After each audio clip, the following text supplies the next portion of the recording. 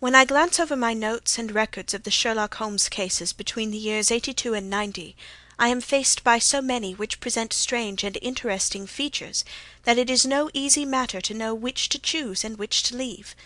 Some, however, have already gained publicity through the papers, and others have not offered a field for those peculiar qualities which my friend possessed in so high a degree, and which it is the object of these papers to illustrate.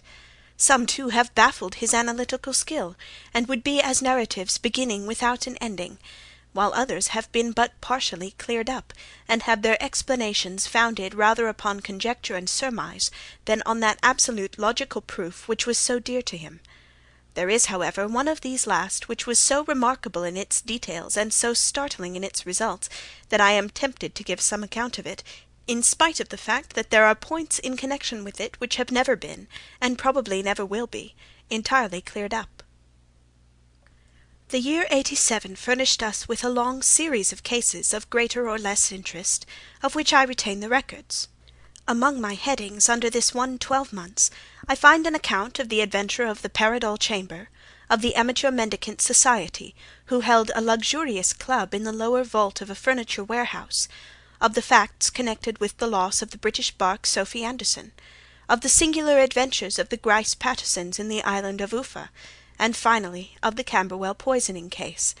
In the latter, as may be remembered, Sherlock Holmes was able, by winding up the dead man's watch, to prove that it had been wound up 2 hours before, and that therefore the deceased had gone to bed within that time, a deduction which was of the greatest importance in clearing up the case. All these I may sketch out at some future date, but none of them present such singular features as the strange train of circumstances which I have now taken up my pen to describe. It was in the latter days of September, and the equinoctial gales had set in with exceptional violence.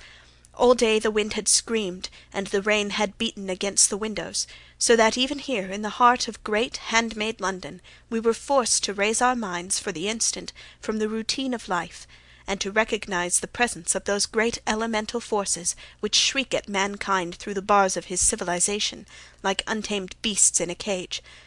As evening drew in, the storm grew higher and louder, and the wind cried and sobbed like a child in the chimney.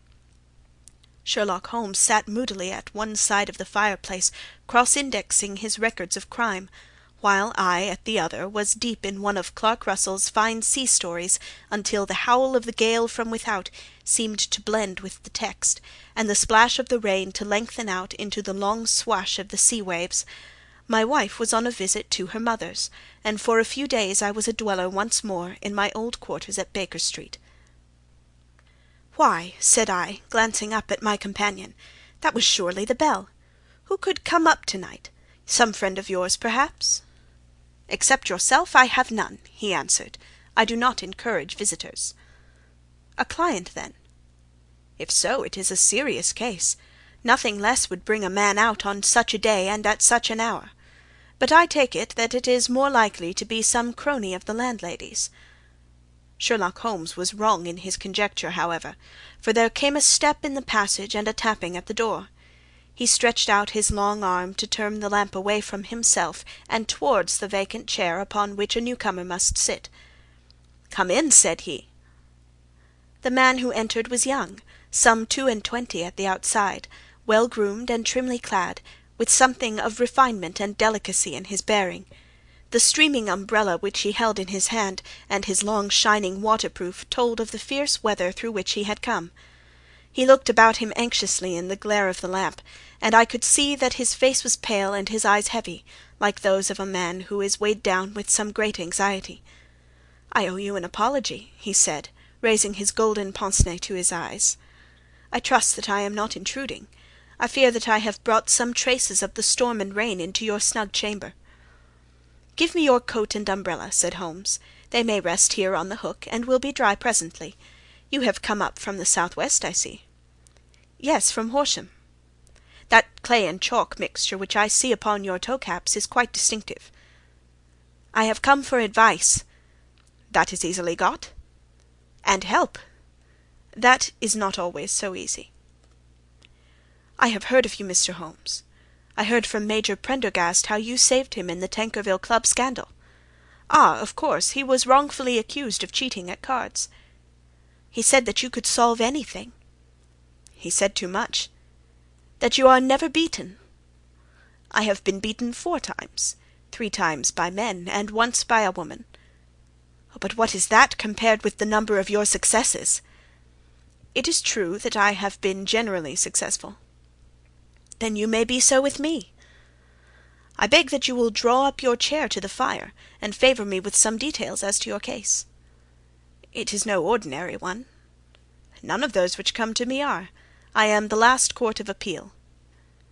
"And yet I question, sir, whether, in all your experience, you have ever listened to a more mysterious and inexplicable chain of events than those which have happened in my own family." "You fill me with interest," said Holmes. "Pray give us the essential facts from the commencement, and I can afterwards question you as to those details which seem to me to be most important."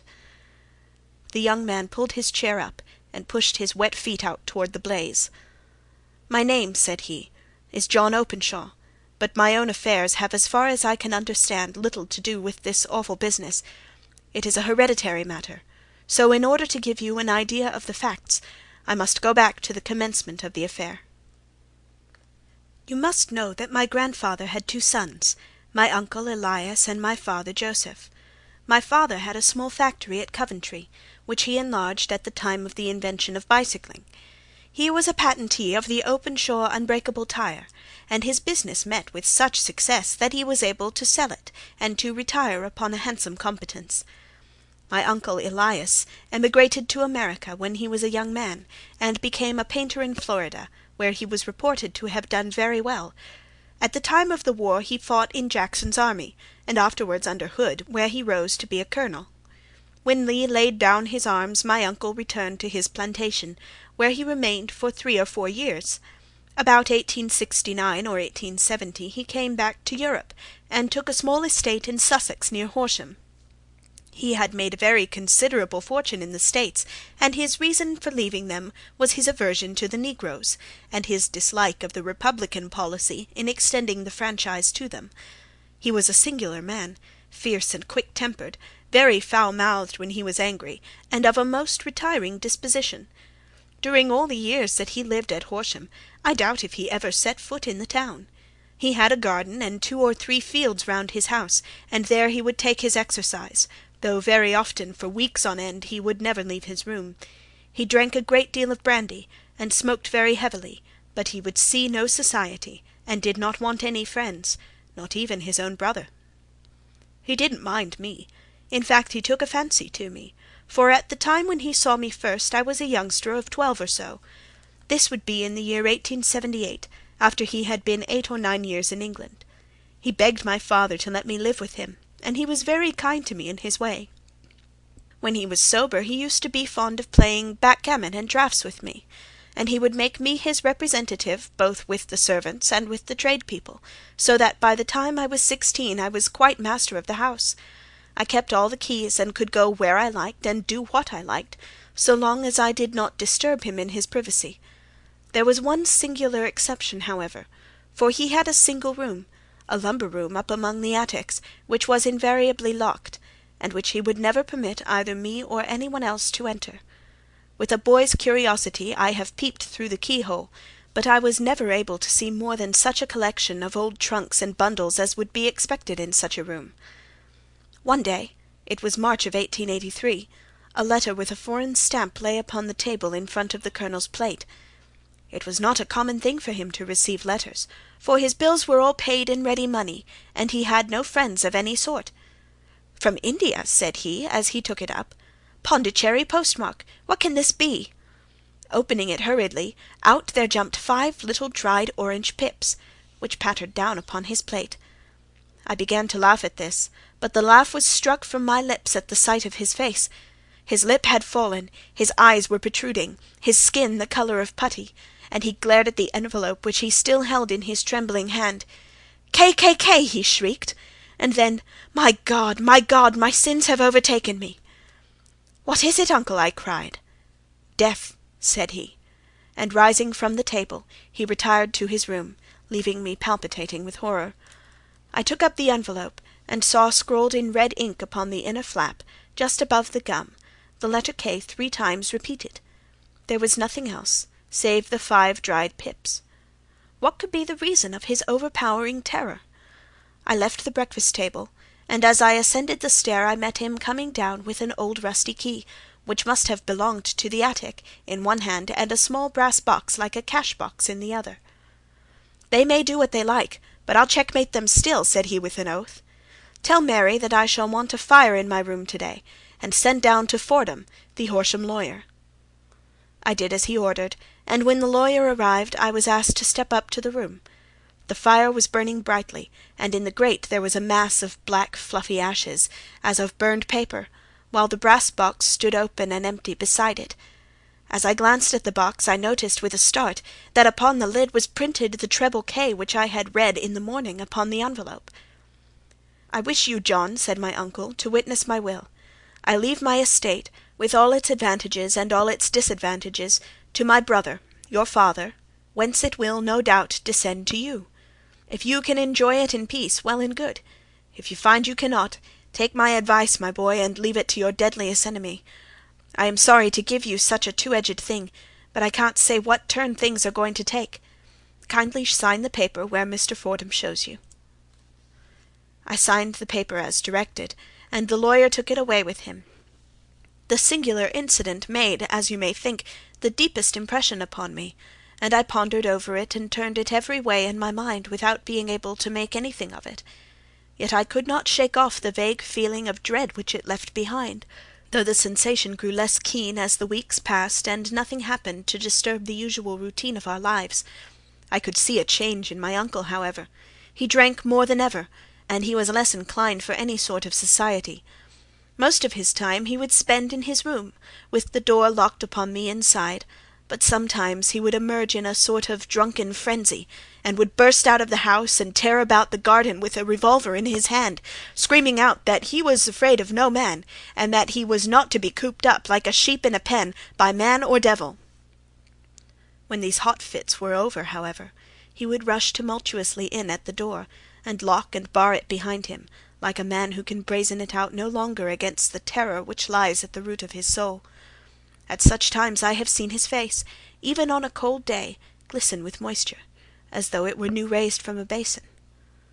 Well, to come to an end of the matter, Mr. Holmes, and not to abuse your patience, there came a night when he made one of those drunken sallies from which he never came back. We found him, when we went to search for him, face downward in a little green-scummed pool, which lay at the foot of the garden. There was no sign of any violence, and the water was but 2 feet deep, so that the jury, having regard to his known eccentricity, brought in a verdict of suicide. But I, who knew how he winced from the very thought of death, had much ado to persuade myself that he had gone out of his way to meet it. The matter passed, however, and my father entered into possession of the estate, and of some 14,000 pounds, which lay to his credit at the bank. "One moment," Holmes interposed. "Your statement is, I foresee, one of the most remarkable to which I have ever listened. Let me have the date of the reception by your uncle of the letter, and the date of his supposed suicide." "The letter arrived on March 10th, 1883. His death was 7 weeks later, upon the night of May 2nd. "Thank you. Pray proceed."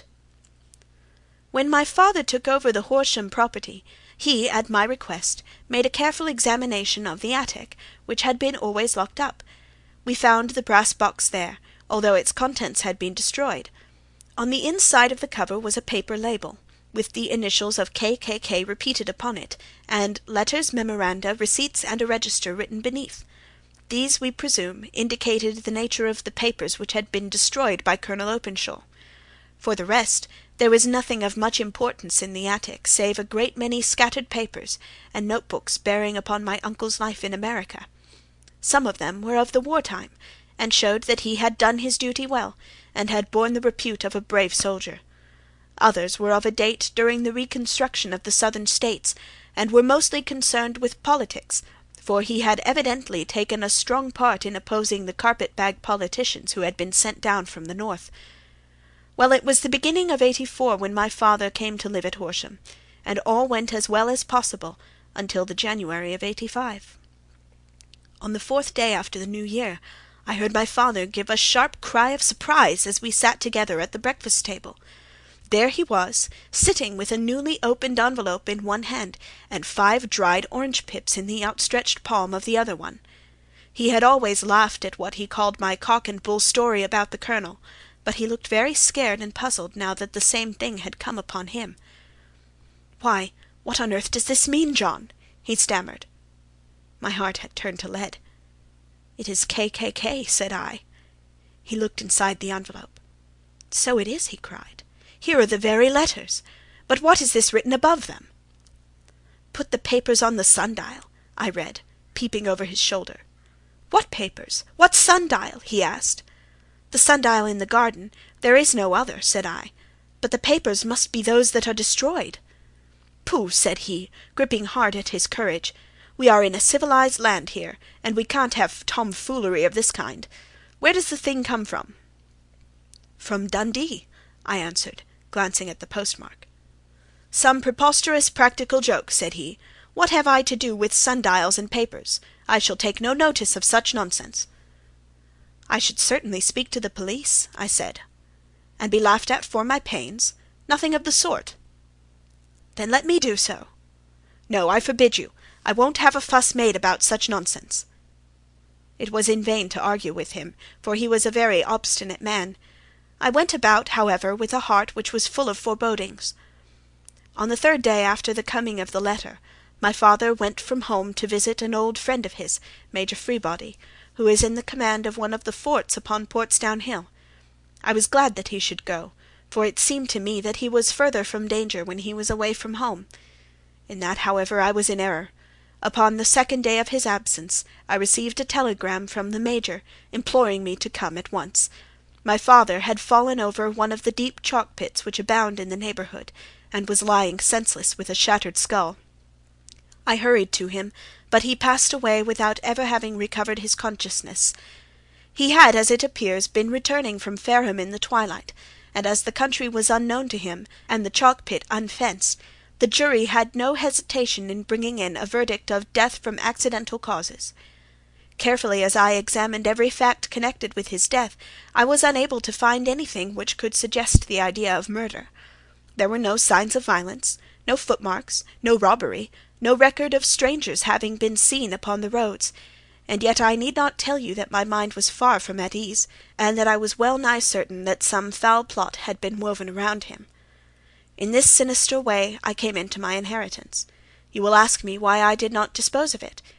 I answer, because I was well convinced that our troubles were in some way dependent upon an incident in my uncle's life, and that the danger would be as pressing in one house as in another. It was in January of '85 that my poor father met his end, and 2 years and 8 months have elapsed since then. During that time I have lived happily at Horsham, and I had begun to hope that this curse had passed away from the family, and that it had ended with the last generation. I had begun to take comfort too soon, however. Yesterday morning the blow fell, in the very shape in which it had come upon my father." The young man took from his waistcoat a crumpled envelope, and turning to the table, he shook out upon it 5 little dried orange pips. "This is the envelope," he continued. "The postmark is London, Eastern Division. Within are the very words which were upon my father's last message, KKK, and then put the papers on the sundial." "What have you done?" asked Holmes. "Nothing." "Nothing?" "To tell the truth," he sank his face into his thin white hands, "I have felt helpless. I have felt like one of those poor rabbits when the snake is writhing toward it. I seem to be in the grasp of some resistless, inexorable evil, which no foresight and no precautions can guard against." "Tut, tut!" cried Sherlock Holmes. "You must act, man, or you are lost. Nothing but energy can save you. This is no time for despair." "I have seen the police." "Ah! But then listen to my story with a smile. I am convinced that the inspector has formed the opinion that the letters were all practical jokes, and that the deaths of my relations were really accidents, as the jury stated, and were not to be connected with the warnings." Holmes shook his clenched hands in the air. "Incredible imbecility!" he cried. "They have, however, allowed me a policeman, who may remain in the house with me." "Has he come with you to-night?" "No, his orders were to stay in the house." Again Holmes raved in the air. "Why did you come to me?" he cried. "And above all, why did you not come at once?" "I did not know. It was only to-day that I spoke to Major Prendergast about my troubles, and was advised by him to come to you." "It is really 2 days since you have had the letter.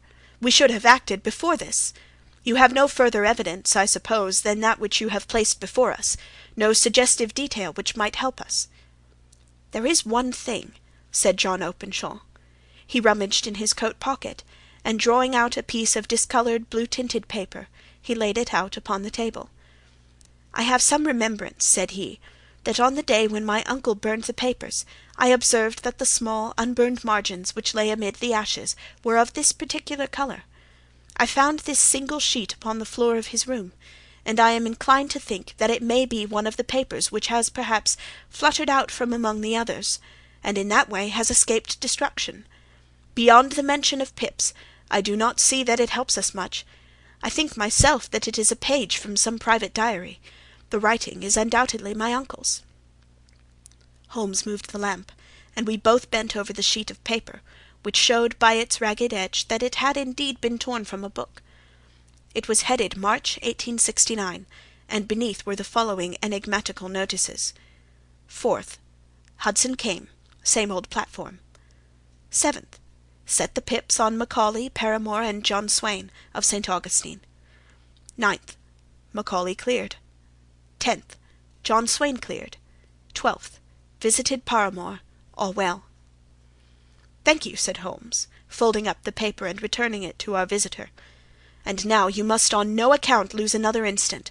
We cannot spare time even to discuss what you have told me. You must get home instantly, and act." "What shall I do?" "There is but one thing to do. It must be done at once. You must put this piece of paper which you have shown us into the brass box which you have described. You must also put in a note to say that all the other papers were burned by your uncle, and that this is the only one which remains. You must assert that in such words as will carry conviction with them. Having done this, you must at once put the box out upon the sundial, as directed. Do you understand?" "Entirely." "Do not think of revenge or anything of that sort at present. I think that we may gain that by means of the law, but we have our web to weave, while theirs is already woven. The first consideration is to remove the pressing danger which threatens you. The second is to clear up the mystery and to punish the guilty parties." "I thank you," said the young man, rising and pulling on his overcoat. "You have given me fresh life and hope. I shall certainly do as you advise." "Do not lose an instant, and above all take care of yourself in the meanwhile, for I do not think that there can be a doubt that you are threatened by a very real and imminent danger. How do you go back?" "By train from Waterloo." "It is not yet 9. The streets will be crowded, so I trust that you may be in safety, and yet you cannot guard yourself too closely." "I am armed." "That is well. To-morrow I shall set to work upon your case." "I shall see you at Horsham, then?" "No, your secret lies in London. It is there that I shall seek it." "Then I shall call upon you in a day, or in 2 days, with news as to the box and the papers. I shall take your advice in every particular." He shook hands with us, and took his leave. Outside the wind still screamed, and the rain splashed and pattered against the windows. This strange, wild story seemed to have come to us from amid the mad elements, blown in upon us like a sheet of seaweed in a gale, and now to have been reabsorbed by them once more. Sherlock Holmes sat for some time in silence, with his head sunk forward, and his eyes bent upon the red glow of the fire. Then he lit his pipe, and leaning back in his chair he watched the blue smoke-rings as they chased each other up to the ceiling. "I think, Watson," he remarked at last, "that of all our cases we have had none more fantastic than this." "Save perhaps the sign of 4. "Well, yes, save perhaps that. And yet this John Openshaw seems to me to be walking amid even greater perils than did the Sholtos." "But have you," I asked, "formed any definite conception as to what these perils are?" "There can be no question as to their nature," he answered. "Then what are they? Who is this K., and why does he pursue this unhappy family?" Sherlock Holmes closed his eyes, and placed his elbows upon the arms of his chair, with his finger-tips together. "The ideal reasoner," he remarked, "would, when he had once been shown a single fact in all its bearings, deduce from it not only all the chain of events which led up to it, but also all the results which would follow from it. As Cuvier could correctly describe a whole animal by the contemplation of a single bone, so the observer, who has thoroughly understood one link in a series of incidents, should be able to accurately state all the other ones, both before and after. We have not yet grasped the results which the reason alone can attain to. Problems may be solved in the study which have baffled all those who have sought a solution by the aid of their senses. To carry the art, however, to its highest pitch, it is necessary that the reasoner should be able to utilize all the facts which have come to his knowledge, and this in itself implies, as you will readily see, a possession of all knowledge, which even in these days of free education and encyclopedias is a somewhat rare accomplishment. It is not so impossible, however, that a man should possess all knowledge which is likely to be useful to him in his work, and this I have endeavoured in my case to do. If I remember rightly, you on one occasion, in the early days of our friendship, defined my limits in a very precise fashion.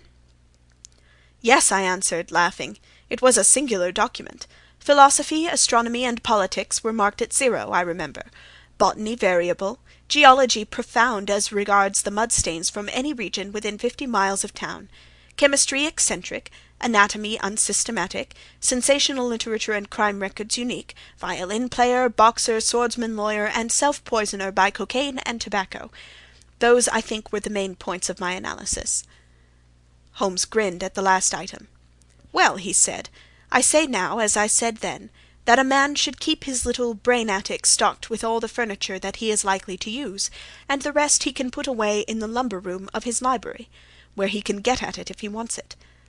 Now for such a case as the one which has been submitted to us to-night, we need certainly to muster all our resources. Kindly hand me down the letter K of the American Encyclopedia which stands upon the shelf beside you. Thank you. Now let us consider the situation, and see what may be deduced from it. In the first place, we may start with a strong presumption that Colonel Openshaw had some very strong reason for leaving America. Men at his time of life do not change all their habits and exchange willingly the charming climate of Florida for the lonely life of an English provincial town. His extreme love of solitude in England suggests the idea that he was in fear of something or someone, so we may assume as a working hypothesis that it was fear of someone or something which drove him from America. As to what it was he feared, we can only deduce that by considering the formidable letters which were received by himself and his successors. Did you remark the postmarks of those letters? The first was from Pondicherry, the second from Dundee, and the third from London. From East London. What do you deduce from that? They are all seaports. That the writer was on board of a ship. Excellent. We have already a clue. There can be no doubt that the probability, the strong probability, is that the writer was on board of a ship.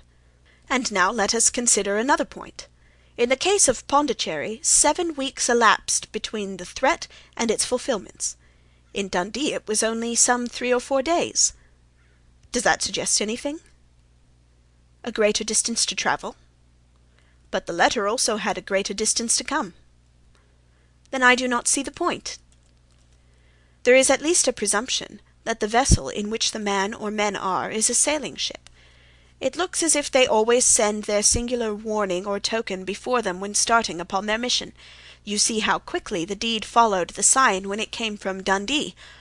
If they had come from Pondicherry in a steamer, they would have arrived almost as soon as their letter. But as a matter of fact, 7 weeks elapsed. I think that those 7 weeks represented the difference between the mail-boat which brought the letter and the sailing vessel which brought the writer. It is possible. More than that, it is probable. And now you see the deadly urgency of this new case, and why I urged young Openshaw to caution. The blow has always fallen at the end of the time which it would take the senders to travel the distance. But this one comes from London, and therefore we cannot count upon delay. Good God! I cried. What can it mean, this relentless persecution? The papers which Openshaw carried are obviously of vital importance to the person or persons in the sailing ship. I think that it is quite clear that there must be more than one of them. A single man could not have carried out 2 deaths in such a way as to deceive a coroner's jury. There must have been several in it, and they must have been men of resource and determination. Their papers they mean to have, be the holder of them who it may. In this way, you see, KKK ceases to be the initials of an individual, and becomes the badge of a society. But of what society? Have you never, said Sherlock Holmes, bending forward and sinking his voice, have you never heard of the Ku Klux Klan? I never have. Holmes turned over the leaves of the book upon his knee. Here it is, said he presently. Ku Klux Klan, a name derived from the fanciful resemblance to the sound produced by cocking a rifle. This terrible secret society was formed by some ex-Confederate soldiers in the Southern States after the Civil War, and it rapidly formed local branches in different parts of the country, notably in Tennessee, Louisiana, the Carolinas, Georgia, and Florida. Its power was used for political purposes, principally for the terrorizing of the Negro voters, and the murdering and driving from the country of those who were opposed to its views. Its outrages were usually preceded by a warning sent to the marked man in some fantastic but generally recognized shape, a sprig of oak leaves in some parts, melon seeds or orange pips in others. On receiving this, the victim might either openly abjure his former ways, or might fly from the country. If he braved the matter out, death would unfailingly come upon him, and usually in some strange and unforeseen manner. So perfect was the organization of the society, and so systematic its methods, that there is hardly a case upon record where any man succeeded in braving it with impunity, or in which any of its outrages were traced home to the perpetrators. For some years the organization flourished in spite of the efforts of the United States government and of the better classes of the community in the South. Eventually, in the year 1869, the movement rather suddenly collapsed, although there have been sporadic outbreaks of the same sort since that date. You will observe, said Holmes, laying down the volume, that the sudden breaking up of the society was coincident with the disappearance of Openshaw from America with their papers. It may well have been cause and effect. It is no wonder that he and his family have some of the more implacable spirits upon their track.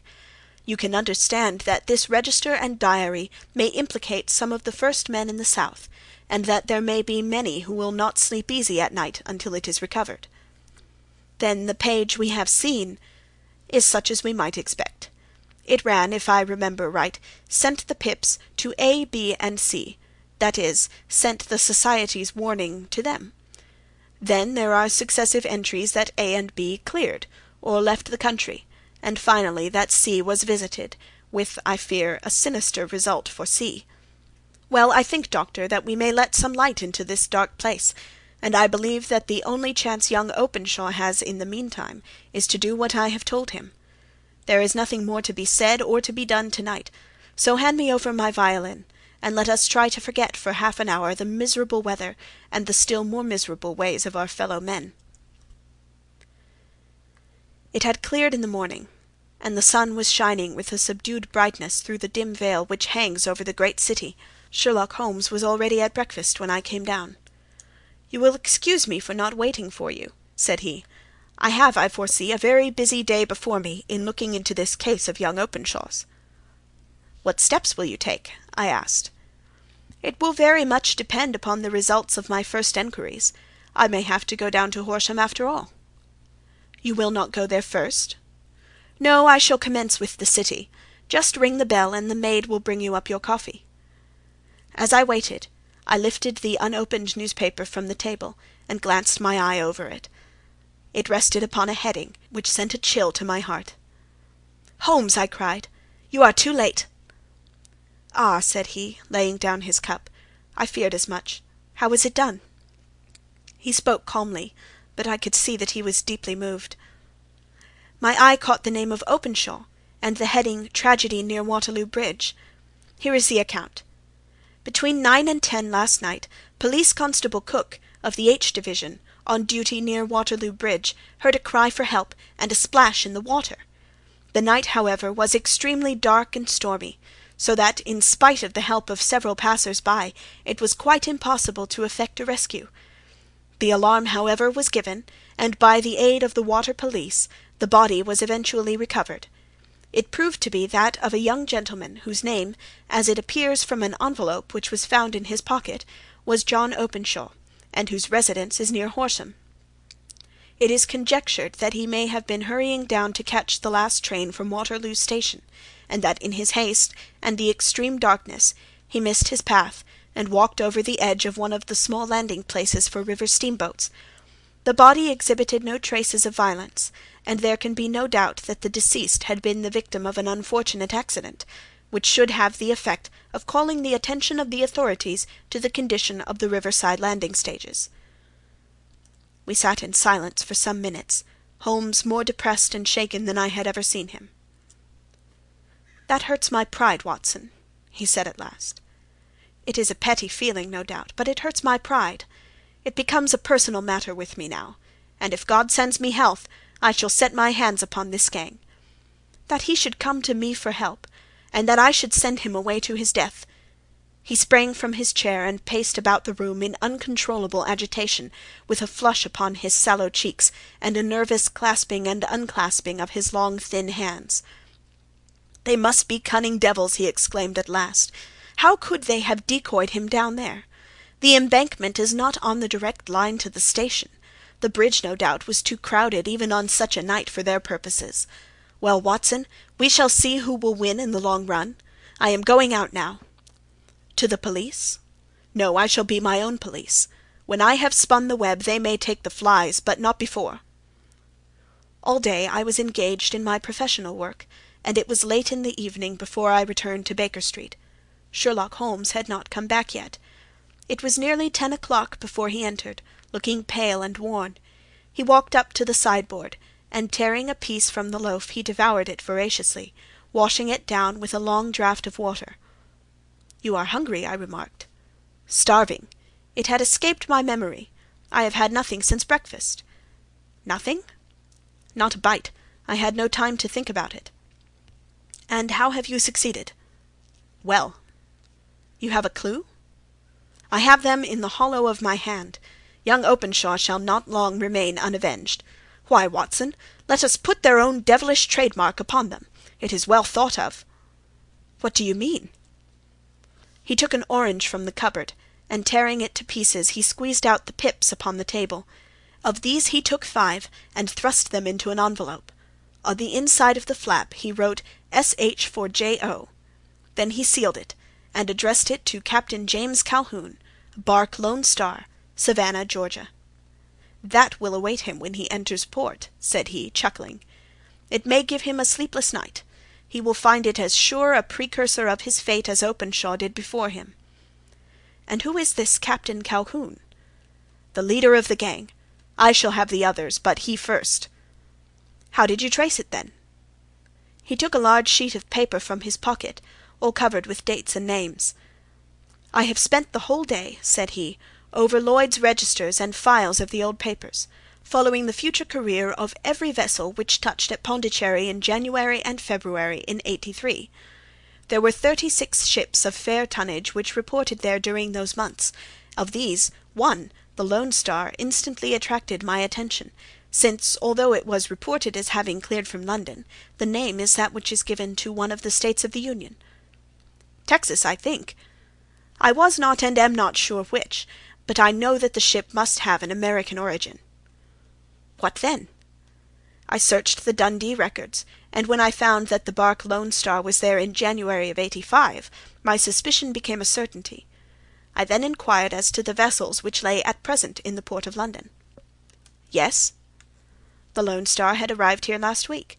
I went down to the Albert Dock, and found that she had been taken down the river by the early tide this morning, homeward bound to Savannah. I wired to Gravesend, and learned that she had passed some time ago, and as the wind is easterly, I have no doubt that she is now past the Goodwins, and not very far from the Isle of Wight." "What will you do, then?" "Oh, I have my hand upon him.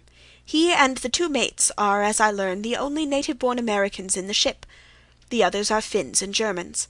I know also that they were all 3 away from the ship last night. I had it from the stevedore who has been loading their cargo. By the time that their sailing ship reaches Savannah, the mail-boat will have carried this letter, and the cable will have informed the police of Savannah that these 3 gentlemen are badly wanted here upon a charge of murder. There is a flaw, however, in the best laid of human plans, and the murderers of John Openshaw were never to receive the orange pips, which would show them that another, as cunning and as resolute as themselves, was upon their track. Very long and very severe were the equinoctial gales that year. We waited long for news of the Lone Star of Savannah, but none ever reached us. We did at last hear that somewhere far out in the Atlantic a shattered stern-post of a boat was seen swinging in the trough of a wave, with the letters L.S. carved upon it. And that is all we shall ever know of the fate of the Lone Star.